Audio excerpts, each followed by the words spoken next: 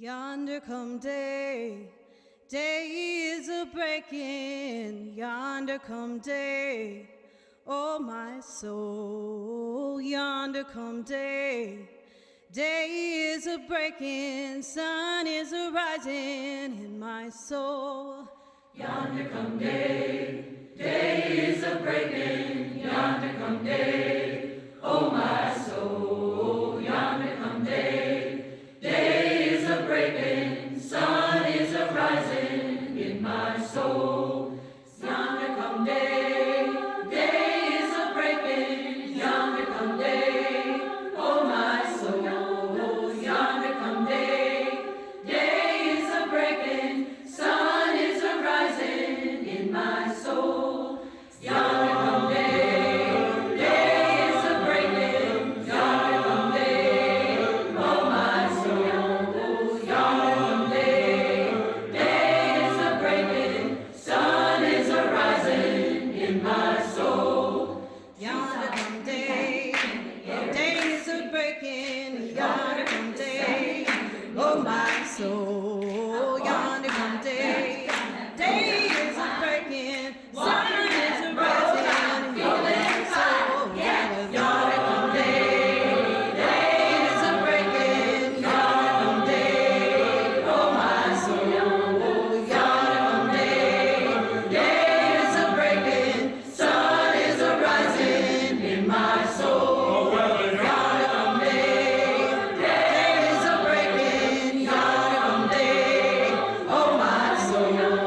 Yonder come day, day is a breaking. Sun is a rising in my soul.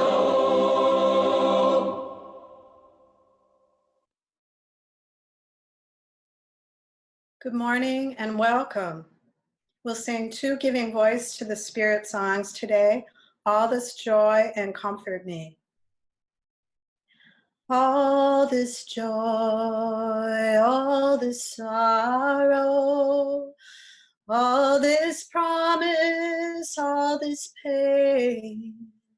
Such is life, such is being, such is spirit, such is love. City of joy, city of sorrow, city of promise, city of pain. Such is life, such is being, such is spirit, such is love. World of joy, world of sorrow, world of promise, world of pain. Such is life, such is being, such is spirit, such is love. All this joy, all this sorrow, all this promise, all this pain. Such is life, such is being, such is spirit, such is love.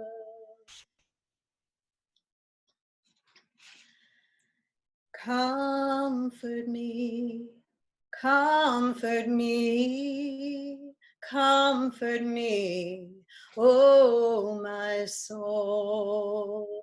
Comfort me, comfort me, comfort me, oh my soul. Sing with me, sing with me, sing with me, oh my soul. Sing with me, sing with me, sing with me, oh my soul. Speak for me, speak for me, speak for me, oh my soul. Speak for me.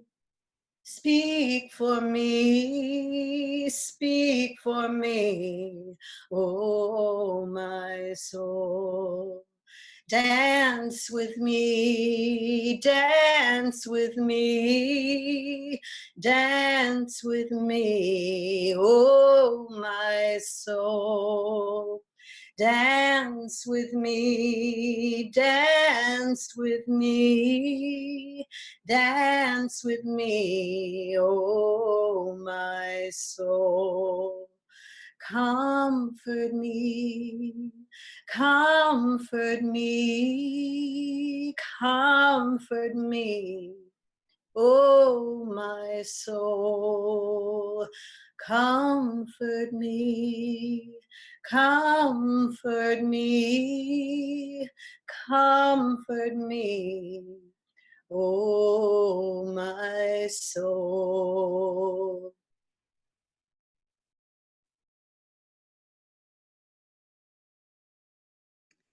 Good morning, everyone, and welcome to White Bear Unitarian Universalist Church. We are so grateful to share this space with all of you. Service participants today include Amy Peterson-Derrick, Carol Coet, and Reverend Jack Gady, supported by Reverend Sarah Goodman, Anna Garris, and Aaron Scott. Later this week, we hope you'll join us for online youth groups, ministry drop-ins, and our Wednesday Soul Work gathering. You can also watch for the opening of our Earth Ministry art exhibit featuring the creative, beautiful work of our members and friends. Find links on our website, and please sign up for our email news, sending updates twice a week. Let us know how your beloved church community can help you now to stay steady, strong, and resilient. Please stay connected and let us know how we can help. Welcome to our church. Together, we grow our souls, we serve the world.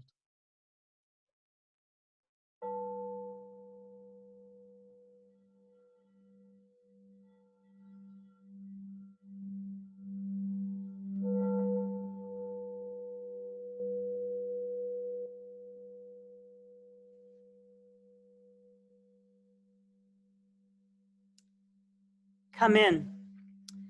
Come into this space which we make holy by our presence. Come in with all your vulnerabilities and strengths, fears and anxieties, and loves and hopes.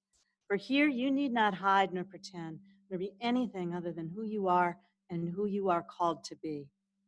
Come into this space where we can heal and be healed, forgive and be forgiven. Come into this space where the ordinary is sanctified, the human is celebrated, the compassionate is expected. Come into this space. Together, we make it a holy space. Welcome.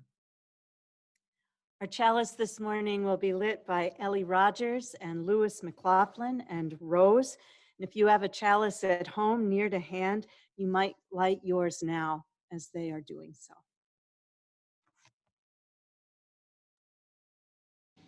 Good morning. I'm Ellie Rogers. I'm Lewis McLaughlin. This is Rose. Recently, Rose has learned to reach out for what she needs. A good lesson for all of us. In the middle of the night when hunger wakes her, and then us, she extends her hand toward me, aims her gaze at me, and gives me a gift. The gift of being able to give another what they need. But the other day, I held her in my arms on our back deck, 6 feet away from my parents, whom I would dearly love to hug these days. For their health, for our community's health, we're choosing distance. That day, however, Rose still reached out for them, a gesture we all had building inside us. Ours is a chosen, temporary version of the physical exile from loved ones, from touch, from family that so many knew before COVID.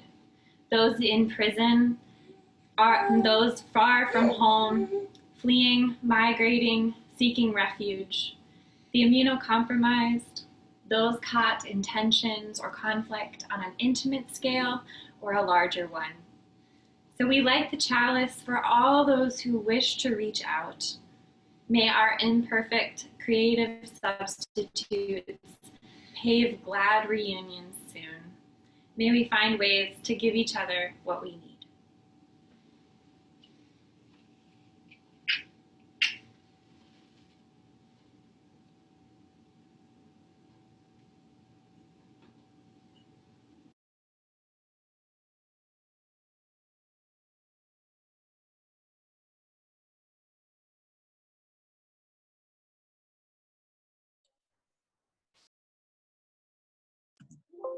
Love is the spirit of this church, and service is its law. This is our great covenant, to dwell together in peace, to seek the truth in love, and to help one another.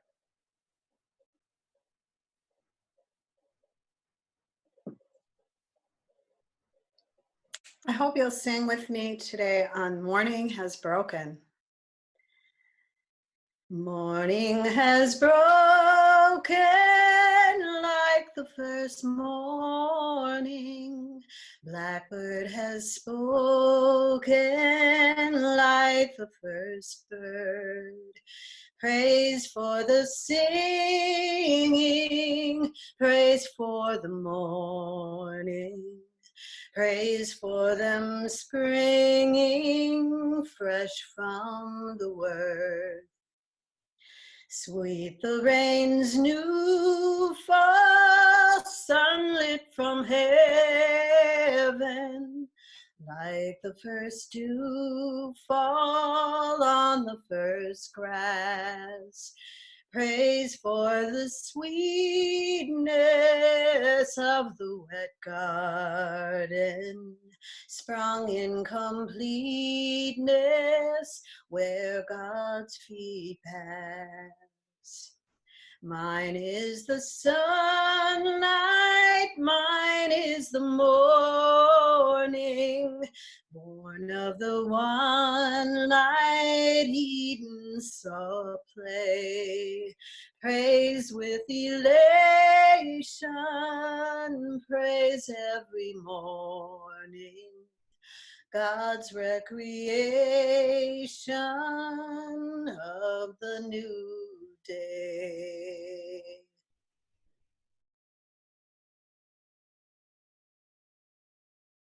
Good morning. This morning, before I tell my story, I would like to invite you all at home just to take a breath and to engage in imagination as we meet our character, a mouse who lives in a forest, and imagine yourself accompanying this mouse on his journey through the forest. So take a breath with me. Once there was a mouse who loved his home in the forest. On warm summer days, he would go for long walks through the woods, the canopy of the great tall trees providing shade from the hot sun above. In the fall, Mouse would scurry through the fallen leaves along his path, listening as the leaves rustled and crunched. In the winter, Mouse would occasionally venture out to listen as the trees creaked and groaned in the winter wind. But Mouse's favorite season was springtime. The ground that was once frozen was now soft and squishy, and tracks of friend and foe were easy to spot in the mud. The forest floor, while scattered with gray, soggy leaves, became spotted with little specks of green pushing through the soil. The towering trees, whose branches were covered in buds, seemed ready to burst open at any moment. Mouse loved the trees best of all.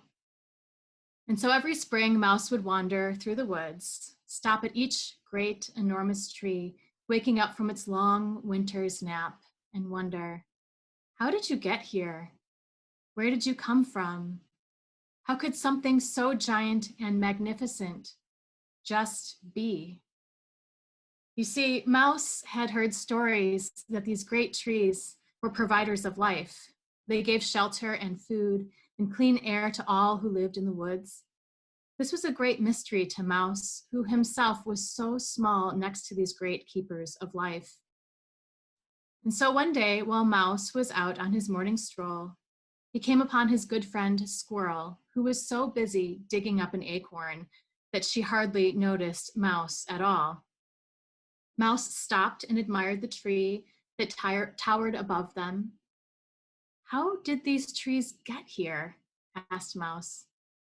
Squirrel looked up at Mouse and thought for a moment and said, I don't know. I'm much too busy to think about that. You should ask Bird. And so Mouse went in search of Bird. After a long while of searching high and low, Mouse came upon Bird, who was enjoying a snack of seeds and worms. Bird, Mouse began, how did the trees get here? Bird looked up from his morning snack, ruffled his feathers, and shook his head. I don't know. I have to get back to my nest. You should ask Turtle. Mouse headed for the stream, for he knew he would find Turtle there. Turtle, how did the trees get here? Turtle thought for a moment, and another, and another. Mouse was not so good at being patient. But finally, Turtle said, these great trees each have their own story. Some are old, much, much older than you and me, and many of them will be here long after we are gone. Some were carried here as seeds by wind and water, and some by the creatures of the earth and sky. Creatures like you and me? Asked Mouse. Creatures exactly like you and me, and squirrel and bird and human and deer. Creatures that you know, and creatures that you have never met. Creatures that lived long before you and I, and creatures that are not yet born who will continue to build this great forest. Mouse was amazed to think that a creature so small as he could help build a forest full of these magnificent tall trees. Mouse was amazed and also so proud. Turtle continued as she looked up at the branches above. Yes, many of these trees carry the ancient stories of our world. If you listen hard enough, you can hear these stories. Looking at these trees is like looking back in time, looking at our ancestors who helped to bring these trees to life, each as beautiful as the next. Mouse had never thought about how old his beloved forest must have been. He took a breath and looked all around at the trees as they gently swayed in the breeze. And as the wind blew through the branches, it suddenly seemed like the trees were speaking to him. He breathed deep as he listened carefully to the whispers of the forest. The more he listened, the more amazed he became, and the more he wondered. I wonder, thought Mouse, which of my ancestors helped to build this forest? I wonder, thought Mouse, if I have helped to build this forest. I wonder, thought Mouse, if the forest mice who will come after me will enjoy this forest as much as I do. And so Mouse breathed deep, and he laid down and stared up at the trees above, comforted by the dreams of his ancestors and all their wisdom, waking up once more in the gentle spring breeze. We're going to sing again. In my soul, the sun is shining. In my blood, the rolling sea. In my breath, the air of mountains. In my body, Mother Earth. In my soul, the sun is shining. In my blood, the rolling sea. In my breath, the air of mountains. In my body, Mother Earth.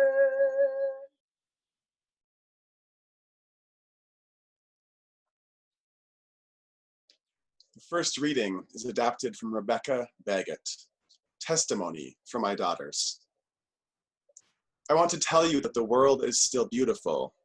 I tell you that despite the death in city streets and schoolrooms, despite the slow poisons seeping from old and hidden sins into our air, soil, water, despite the thinning film that encloses our aching world, despite my own terror and despair, I want you to know that spring is no small thing. that the tender grasses curling like a baby's fingers, fine hairs around your fingers, are a recurring miracle. I want to tell you that the river rocks shine like God, that the crisp voices of the green spring leaves are laughing at death. I want to remind you to look beneath the grass, to note the fragile hieroglyphs of ant, snail, beetle. I want you to understand that you are no more or less necessary than the brown sparrow, the ruby-throated hummingbird, the humpback whale, the profligate mimosa. I want to say, like Neruda, that I am waiting for a great and common tenderness, that I still believe we are capable of attention, that anyone who notices this world must want to save it. The second reading is from Gregory Orr. This is what was bequeathed us, this earth the beloved left, and leaving, left to us. No other world but this one, willows and the river and the factory with its black smokestacks. No other shore, only this bank on which the living gather. No meaning but what we find here, no purpose but what we make. That and the beloved's clear instructions.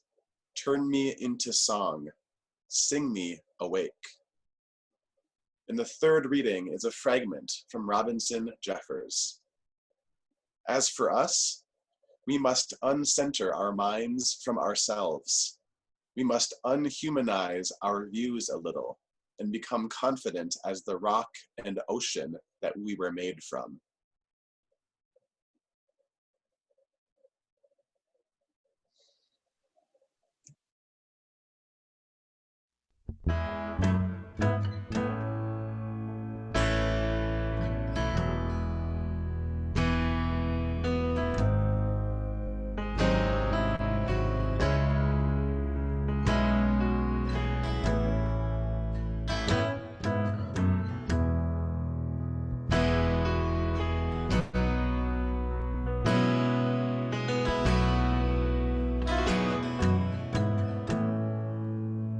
The ceiling is high to let your soul rise up to the angels who teach you to fly.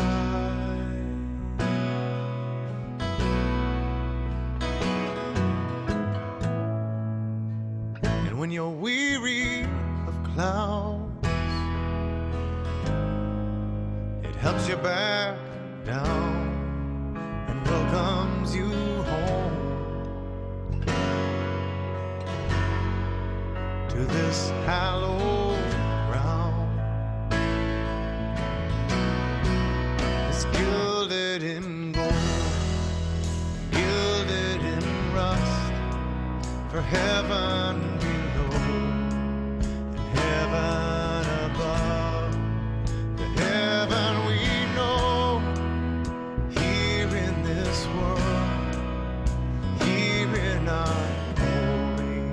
church of the earth.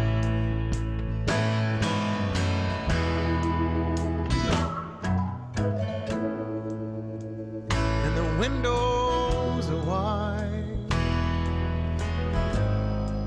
so darkness and light, mystery and beauty meet you inside.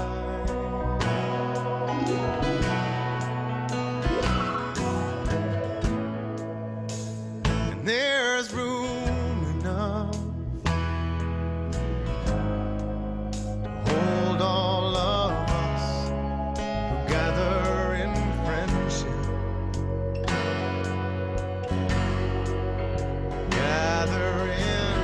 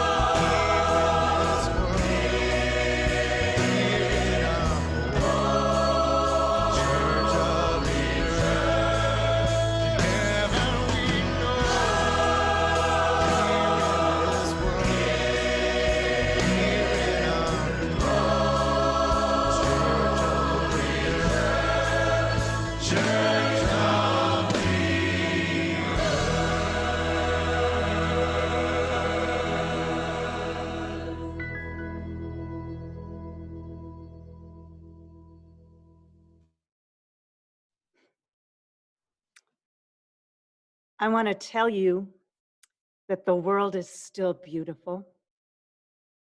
I want you to know that spring is no small thing. And I still believe we are capable of attention, a great and common tenderness. So writes one poet, Rebecca Badgett, in the reading, and as if to answer her, Mary Oliver said once, attention is the beginning of devotion. Over these past weeks, you've all testified to this every day, sending glimpses of how the world outside your window or your door is saving you right now. These are some quotes from some of your recent emails. One person says, the outbreak of spring is a saving grace. Green plants popping, hearing birds, getting out for walks and bike rides. Our daily walk through the wooded paths at Battle Creek Park has been a focus of my days and so important to my hopeful mood. Someone writes, the weather yesterday really got to me. I didn't go out all day and that was a big mistake. Next time I will take an umbrella and raincoat and just go out no matter what. I'm feeling better this morning. The blue sky helps. I'm trying to do a longer walk every day and see seasonal changes, the small icicles that form where the snow melts into the creek. Someone says, I've seen buffleheads on a golf course lake near me and a badger or a beaver, not sure, swimming in McCusick Lake. The pink supermoon. I don't know why it made me feel so much better, but it did. Today, I conducted my weekly bird count with my partner, and guess what? When we first got to the Carpenter Nature Center and looked down the trail, we met a coyote. I don't know if it heard us or saw us, but it didn't seem alarmed. Today, says somebody, I was trimming weeds along my fence when suddenly a small brown pile moved to attack my clippers. It was a critter who unsuccessfully had tried to go through the chain link fence, got caught, and decided therefore to follow the stay in place edict. I pondered the situation. I have nothing that can clip a chain link fence. I noticed my neighbor out hauling wood, so I called him over, and between the two of us, 6 feet apart, he with his tools and me with a stick, keeping the muskrat from attacking us, and the 3 neighbor kids and their dog and their 6 chickens, all at appropriate distance, my neighbor clipped enough and I nudged enough to release the traumatized animal. I'll check tomorrow to hopefully find she has found her way home. From someone else, yesterday my dog and I saw a muskrat gliding across the pond. It was so serene and beautiful. I felt filled with this calm that helped soothe me during the rest of the day. My weekly report on the Mississippi view from our balcony. River is rising fast and running hard. Downriver end of Raspberry Island, underwater to the steps below the bandshell. A bit of green blush in the big landscape, just from the patchy winter brown grass, nothing in the still sleeping trees. But yesterday, I walked up to the cathedral and the shrubs and bushes have fat buds on their ends. It can't be long now. And from someone else, this week, driving west, I saw 3 eagles and 6 hawks. The watchword of our Earth Ministry team is notice, cherish, protect. And that's what you've all been doing. These are not sentimental postcards from pretty scenes in nature, these emails. They are field notes, they're testimony, they're evidence, they're the stuff of survival and sanity. This is a time when, with the poet in Jack's reading, we must uncenter our minds from ourselves. We must unhumanize our views a little and become confident as the rock and the ocean we were made from. When we go outside now, we are not escaping reality, we're returning to it, putting ourselves back into right perspective, recalling our place in the family of things, the holy family, this living world, and the sacred mystery within which it all spins. We're recalculating a global positioning system for the spirit. This week in Wednesday's Soul Work, we read a poem that invited us to imagine flying less in airplanes, driving less in cars, doing less of pretty much everything we do, wanting less, consuming less. And then we asked each other, tried to confess to each other in the weird intimacy of our Zoom breakout rooms, what does the world need from you right now? When the pandemic crisis is past, what real and lasting changes in your own life might signal that you truly love this threatened earth? It's a good question this week as we approach the 50th anniversary of Earth Day.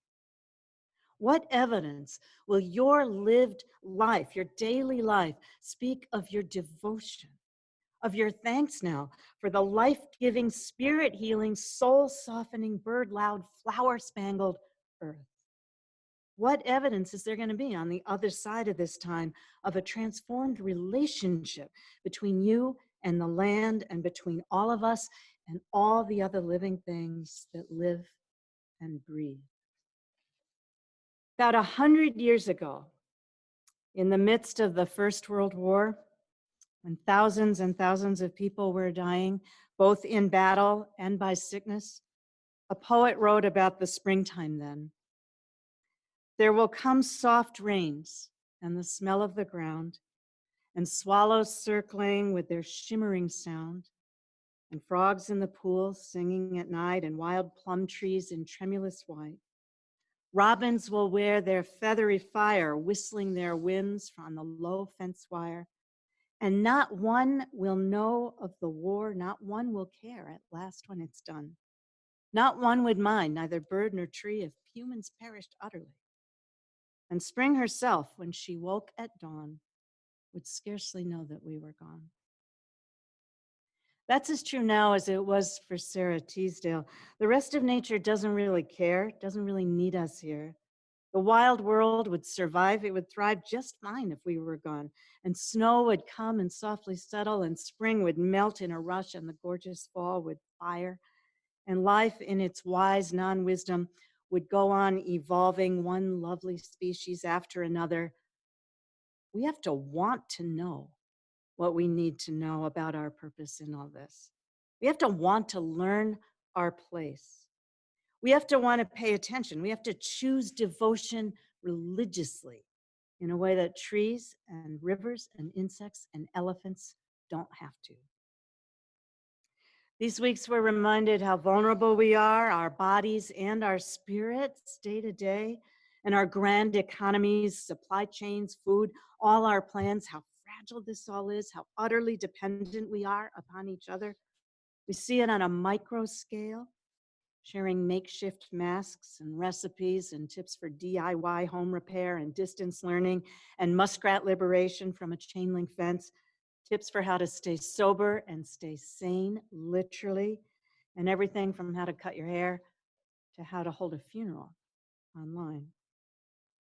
In just a few weeks, with no notice, no preparation, we have learned and we're sharing the rigors of a new discipline, a strategy, these skills for staying safe by distancing, not just one by one, selfishly, but all of us holding all together, building all together this underlying understanding of what's needed, what's asked of us. It is like a murmuration, the great flocks of starlings that know without knowing how to move as one, hundreds of birds, thousands, in their elegant, sweeping formations. Has this ever even happened among humans on a global scale before? I don't think so. Every continent and country, all the humans all at once, or most of us, trying to practice together apart an urgent, powerful, difficult thing. It makes me wonder what all else could happen on a global scale. In the reading, Gregory Orr says, "This is what was bequeathed us, this earth, no other world but this one, willows and the river and the factory with its black smokestacks, no other shore, only this bank on which the living gather. No meaning but what we find here, no purpose but what we make. That and the beloved's clear instructions. Sing me awake. Turn me into song. What is that music going to sound like from all of us together? What will that singing sound like from us together when our masks come off, not only from our faces, but from our blinkered consciousness, this denial we've indulged for far too long about the implications for our fragile planet of all our policies and politics and our careless practices, our addictions to convenience and oil? We are seeing glimpses of what's possible, but we have to want to see. Devotion is complicated and demanding. Otherwise, it is sentimentality. People have been writing about the blue skies opening above the city of New Delhi, clear skies not seen in the entire lifetimes of people who live there. People are writing about native birds returning to Wuhan in China, flying through the clean and quiet air, and fish returning to the rivers. The earth is breathing more deeply as we all quiet down. Our cars and our planes and our ships and our factories and our minds. We see a glimpse of what's yet possible, these wisps of living proof that not yet everything is lost. We asked on Wednesday night, what does this world need from you? Not just now, but going forward. What real changes in your own life will signal when the crisis passes that you love this living world? Notice, cherish, protect. It's an intimate and political question. We are so desperate now to return to normal again, but why would we do it? What needs to change now, forever to change? The truth that we're glimpsing is complicated. Maybe the earth is breathing more deeply, but the cost is high. The people are gasping for air, scrambling for food and medicine and shelter and work. And who gets to decide, really, when the factories in India or the coal plants in China get to reopen, or if they stay closed? Who gets to decide who dies and who lives in the short term and the long term so the trees can all breathe? It can't be the case we rush back to normal if normal means that those who use the most, consume the most, demand the most, waste the most, just keep on clutching their power, our power. What will sacrificial devotion look like? There's still time. There's not a lot, but there is still time to take a breath and recalculate just about everything. What we know is what we've always known, and it is what we need to want to know by heart. Everything's intersected and interconnected, interdependent, interwoven of these shimmering, miraculous strands. It's so rare we get to see the whole weave so clearly. Ross Gay has a lovely poem that's brought this home for me in this moment, even more than when I first read it some months ago. He's writing about Eric Garner, the Black man from Staten Island who was choked by police in 2014. And he's writing also about plants and seeds and the living soil of Earth, all our relations. Garner's final words, you remember, spoken 11 times on the pavement where he died, were "I can't breathe." A Small Needful Fact by Ross Gay. A small needful fact is that Eric Garner worked for some time for the Parks and Rec Horticultural Department, which means perhaps that with his very large hands, perhaps, in all likelihood, he put gently into the earth some plants, which most likely, some of them, in all likelihood, continue to grow, continue to do what such plants do, like house and feed small and necessary creatures, like being pleasant to touch and smell, like converting sunlight into food, like making it easier for us to breathe, for all of us to breathe. Our moment now, which like all moments in our lives could be a turning point, a tipping point, could be a sacred threshold, marking the difference between one era in our history and the next one. One way of being human, which is to say, the way we used to be, and now the way we're called to be. Our moment now asks us the questions we've been holding all along. It's asking us to pay attention now, to want to see the questions clearly and answer with brave hearts. Who matters? What matters? Who has voice? Who holds power? Who owns the water and the land and the birds and the crops and the animals and the smokestacks and the sky? Who says who is expendable? Whose lungs deserve to fill with air? And in these days of crisis and the days that will come after, what will our devotion look like to the earth and one another?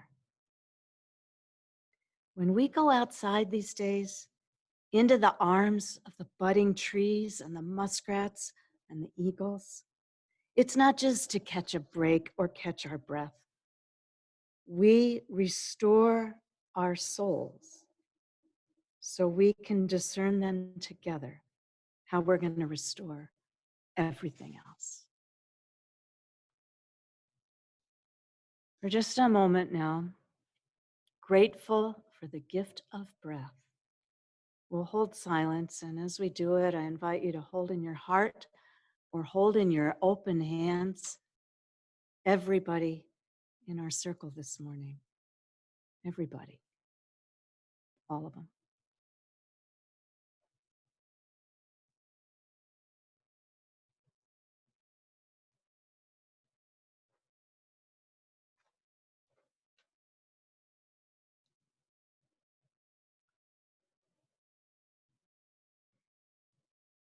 From Rebecca Badgett, testimony for my daughters. I want to tell you, the world is still beautiful. I want you to know that spring is no small thing. I want to remind you to look beneath the grass to note the fragile hieroglyphs of ant, snail, beetle. I want you to understand you are no more and no less necessary than the brown sparrow, the ruby-throated hummingbird, the humpback whale. I still believe in a great and common tenderness, that we are capable of attention, that anyone who notices this world must want to save it. Amen. We're going to sing Blue Boat Home.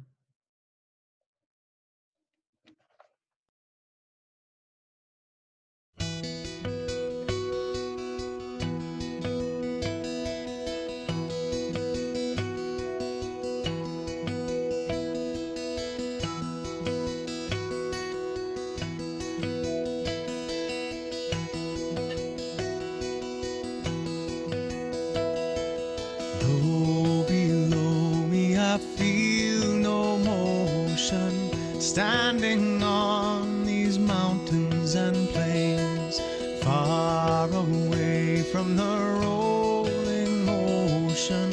Still my dry land heart can say, I've been sailing all my life now, never harbor or port have I known.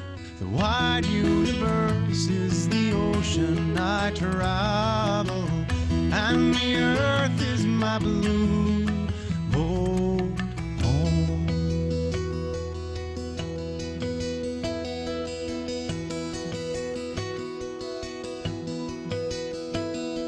Sun, my sail, and moon, my rudder, as I ply the starry sea, leaning over the edge in one questions into the deep.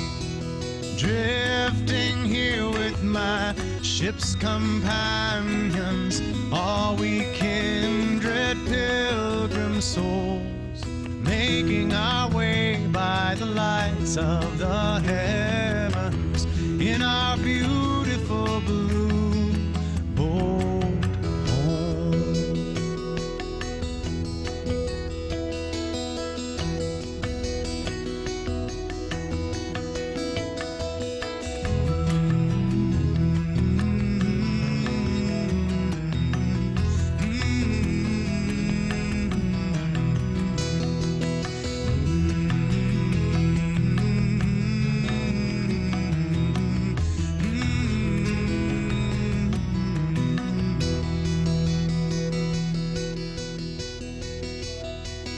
I give thanks to the waves upholding me, hail the great winds urging me on. Greet the infinite sea before me, sing the sky my sailor song. I was born upon the fathoms, never harbor or port have I known. The wide universe is the ocean I travel, and the earth is my blue boat home. The wide universe is the ocean I travel, and the earth is my blue boat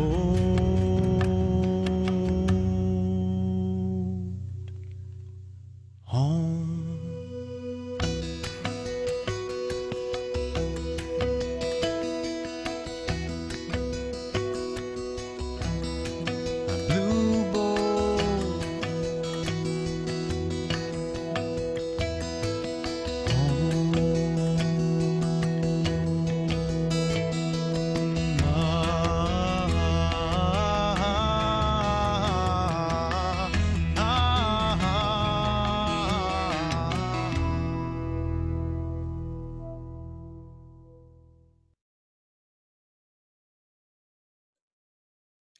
Please join me in the closing words. May peace dwell within our hearts and understanding in our minds. May courage steel our will and love of truth forever guide us. Friends, thank you for joining us this morning, and thank you for your patience as we all learn to love our technology. If you're not receiving our email news, go to our website and please sign up. We'll send updates twice a week about online services, groups, and gatherings, and about circles of care. Call or write to us with questions, and please ask for help if you need it, and also write to offer help. We're sending love from Maple Street and from our remote spaces. Stay strong, stay well, so be it, see to it. Amen.